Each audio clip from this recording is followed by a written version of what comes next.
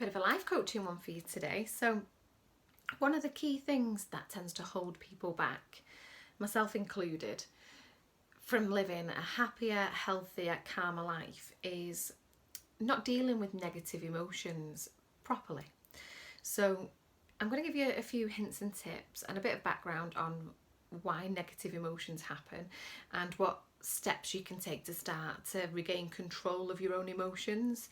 If you've got negative emotions that are creeping in on a regular basis, chances are it will be causing some sort of conflict either internally or externally in your relationships and stuff, or a combination of both. And it's a really useful set of exercises or thought processes that I found really useful for myself in terms of improving stress levels and anxiety and things like that. And I've seen it work for numerous clients as well. What a lot of us tend to do when we feel a negative emotion is we'll react in that moment and potentially then say or do something that we regret, or we just try and suppress the negative emotions but don't actually listen to what those emotions are telling us. So a negative emotion is any sort of unpleasant or unhappy feeling or emotion. And they come in all kinds of different forms. So you've got things like anger, rage, sadness, frustration, jealousy, guilt, etc. There's lots and lots of different ones. But they're a really, really good signal, gut instinct or signal to us that something somewhere in our lives might need to change. And more often than not, something in our lives does need to change, especially if those negative emotions are recurring, and they're recurring quite frequently. So one of the first things I normally advise people to do is to keep a triggers diary. Now, you'll notice from our videos we have diaries for everything. I normally recommend just having one really, really good journal that captures all the different things that I tell you to keep a diary about. And one of the sections is about your mood and about your emotions. So the diary I ask people to keep when they're struggling with negative emotions or negative thought processes is basically called a triggers diary. And try and make a note, even if it's just on your phone, in a diary, in a notepad, etc. Every single time something changes your mood from being absolutely fine to a flicker of something negative. It doesn't have to be overwhelming sadness or depression or anxiety. It could be as little as you're driving down the road and somebody pulls out on you in traffic, and for a few seconds it absolutely grips your shit. Or it could be, again, another one, in the car, you hit every red light when you're on your way to work and you can feel yourself getting more and more frustrated with it.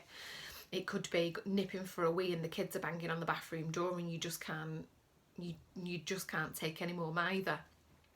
Anything that just almost makes you, stop and has changed your emotion from either fairly stable or positive to just a glimmer of being a bit pissed off or a little bit negative. And make a note of the occasions when it's happening and what it is that's actually making you feel like that. It could be that the post has just been delivered and there's a bit of nervousness of opening it because you're waiting for a particular appointment to come through, or that you're expecting it to be a bailiff letter or whatever. Just anything that makes you feel nervous, anxious, scared, angry, frustrated, worried. Note down everything that you can think of that is causing that change in emotion. You could be having an absolutely great day and it could be one thing that just changes the mood or the feeling for that day. Make a note of it. See it as data gathering. You don't have to act on every single one of them. Just think, oh, hang on a minute, I was really frustrated when I was driving to work this morning every time I hit a red light. What was all that about? Make a note of it. I got pissed off with the kids because when I came home they'd left pots around the house and they'd not put them away. Make a note of it. You don't have to jump on every single one of them initially.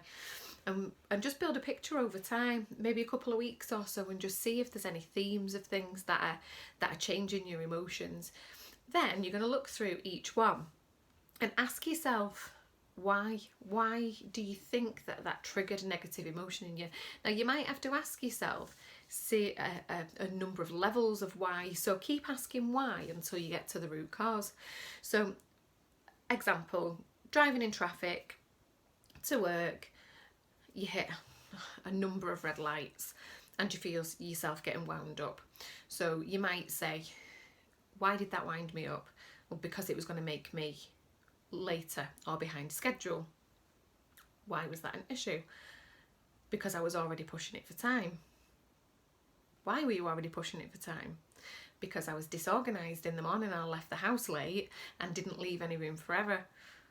Okay, so what is that telling us? That's telling us that you probably need better time management and you need to be more prepared in the morning and allow yourself extra time.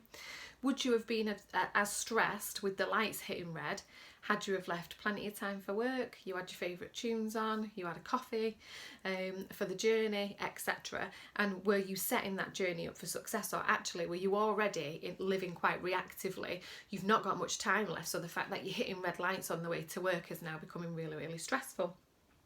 Could it be that when you get to work, you've got a boss who's a bit of an arse, so you know he's going to have something to say about the fact that you've just walked in a minute past start time?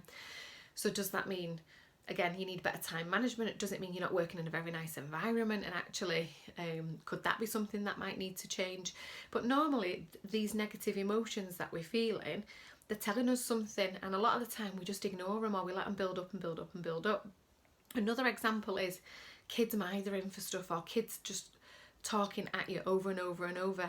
Now, that should be a nice thing, spending time with your kids and engaging with them, etc. But I know from personal experience it can just be another stress added onto your list.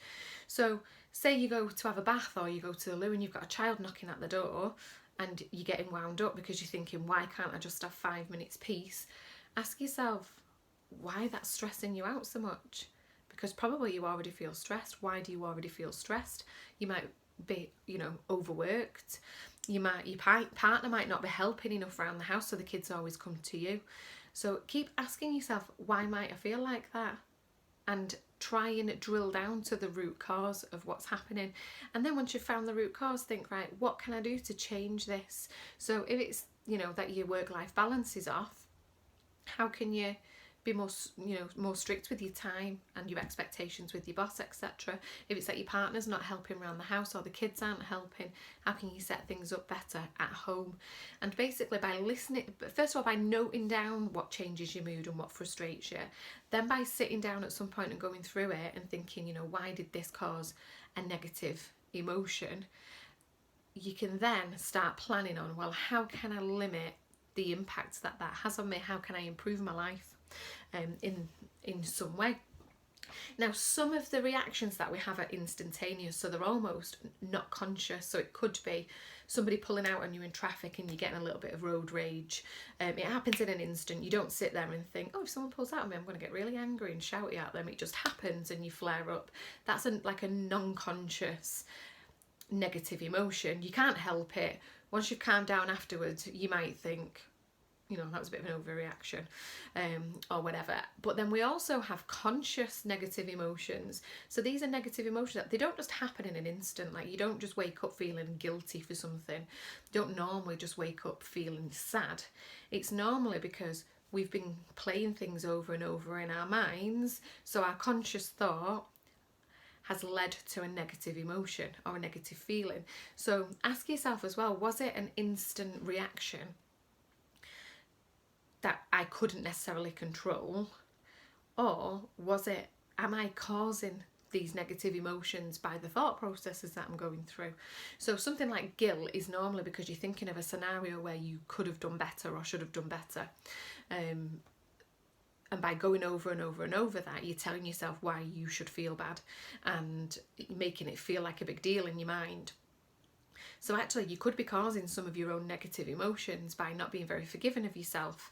Some of them are actually instantaneous because our animal brain kicks in and takes over. So I use road rage as an example. So in the animal kingdom, we're quite territorial and we like our space and we like our boundaries, etc. And if somebody threatens that by coming too close in your personal space, whether that's in a car, whether it's in person, your animal brain can overreact, and obviously it's there to protect you and keep you safe. So if it senses danger, it'll very, very quickly kick in. Now, I'm betting 9 times out of 10, a lot of the negative emotions that you're feeling aren't those instantaneous animal brain kicking in to keep you alive sort of scenarios. Chances are it's time management, stress management, poor relationships around you, so you're not feeling very supported and valued, or it's a negative thought loop process of emotions that you're kind of causing yourself, or by overthinking things you might be causing yourself. So have a little think, keep a note, keep a triggers diary of everything that changes your mood, even if it's ever so slight, and then sit down at some point and have a think, why is that bothering me so much? Finances is another one. People don't like checking the bank balances, they don't like opening the post and things. So if you ask yourself why that's happening, normally it's because you don't have very good money management skills, or you're prone to impulse buying or overspending, or you don't have enough money in the bank to pay a bill that's come through, etc. So there's a really good opportunity to become really good at money management, to take control of your debts, take control of what's coming in and out of your bank account. It just takes the decision to not be ruled by it anymore, for you to think, you know what, I'm going to take control of this situation. It's causing me stress and anxiety on a regular basis and I'm just swerving it. So from now, I can see that it's causing me, you know, negative emotions every day or every other day. What can I do to take control of this situation? It can happen in any area of your life. It's not necessarily food or fitness related. Like I said, it could be money, it could be work related stress, etc. But chances are those negative emotions are telling you something, and unless you change something in your life or something about your own behaviour, it's going to be really difficult, or changing your relationships, it's going to be really difficult to overcome those negative emotions. And what happens when they're left untackled is they start to spiral out of control, and we start to go deeper and deeper into anxiety and depression, etc. Give it a go. If you've got any fears, worries, stresses, anxieties, and you've no idea how to take control of an area of your life, get in touch and we'll give you some more hints and tips. Good luck, let me know how it goes.